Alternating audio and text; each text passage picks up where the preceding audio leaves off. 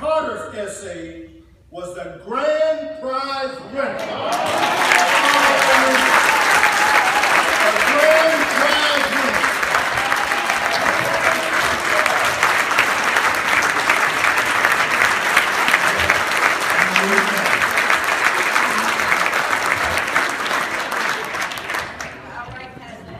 In addition, he was awarded $375 in cash. We're proud to have Carter share with us today his award-winning essay.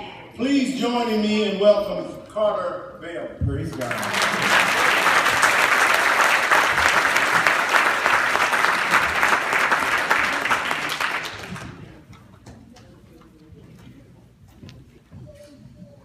It's 7:10 a.m.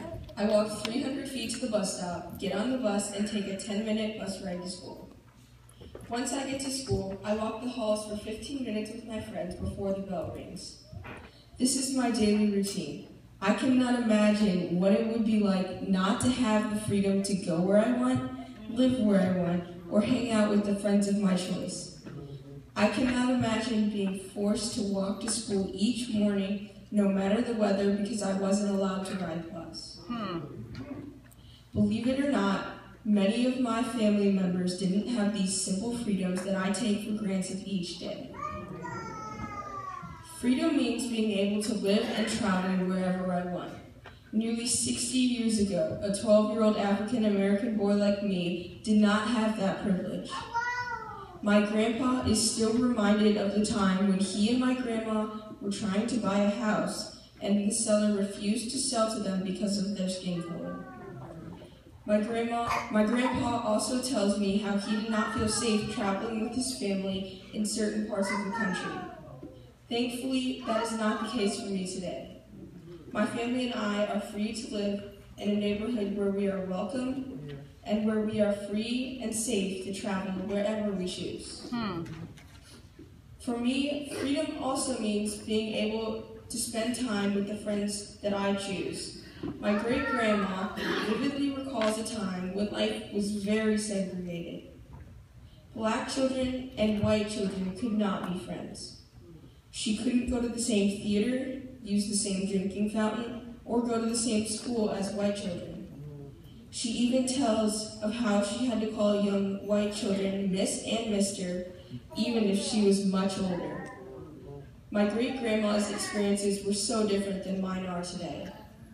I have friends of all sorts of ethnicities, white, Asian, Hispanic, and black. We play sports together, go to the movies, and do all sorts of things together. I am very thankful that I have the freedom today to choose my friends.